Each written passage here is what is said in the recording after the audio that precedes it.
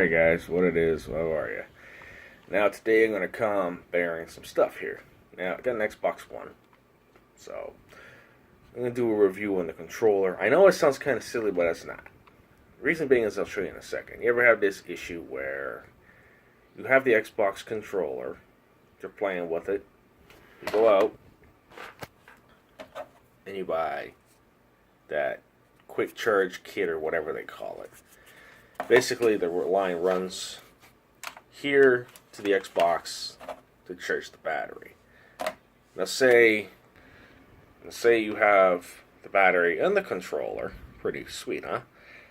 But when you plug it in, for some reason the battery does not want to charge.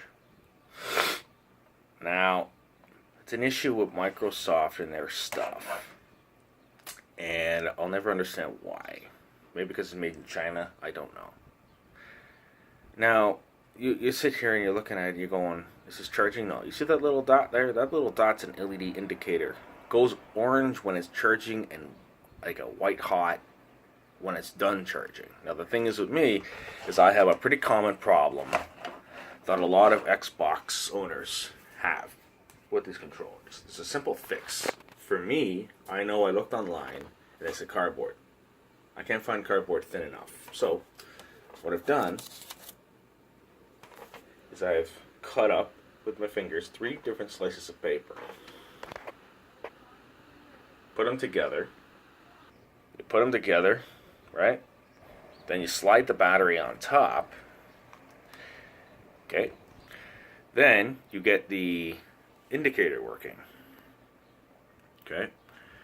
Now I had to put 3 slices of paper underneath the battery to raise the battery just a tiny, tiny bit. I don't know why that is, but it's working for me. I'll give the controller like a 9 out of 10 based on this battery compartment issue. I don't know what it is, but the controller is really sturdy. I've had the system almost a year, and I've only had one controller so far. I got that one with the jack in the bottom, where I can put my headphones, which are like here. Nothing fancy. I don't want to spend $100 on a pair of headphones, so I went on eBay, paid about $10. Anyhow, that's how I fixed my battery issue with the controller, and this is gonna wrap up the review of the controller. I haven't had no issues with it. It's charging right now.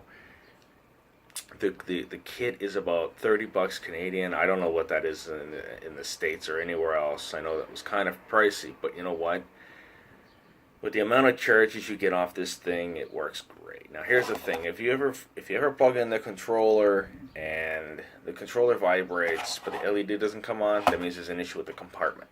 Not a big deal. You can either do the cardboard thing where you make it really thin, stick it underneath, or you can do my thing where you cut 3 slices of paper with your fingers. Just tear paper up, put the paper in the bottom, slide your battery in there, and off you go. Because honestly, this controller itself alone, because of the little thing here, the head jack, is literally like $80 to $90. Used ones are $49 to $59 depending on color. It's really stupid. I know I got my kids that. I spent like $100 on 2 different controllers.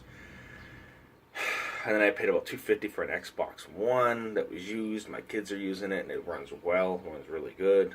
Haven't had no issues. I got the warranty on it and everything. But I don't have a problem with Microsoft. I really don't, except for their kind of trying to get people to spend their money. I remember years ago when I was a kid, man, things would last a long, long time. Like the Nintendo 64 controllers would break easily.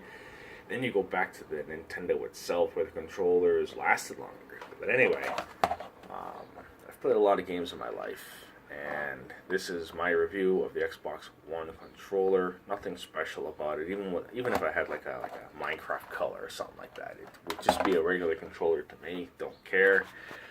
Never cared about that type of stuff. But anyway, yeah, that's my review. Hope you like it, and if you own an Xbox One controller and the charger is doing that, that's what you do.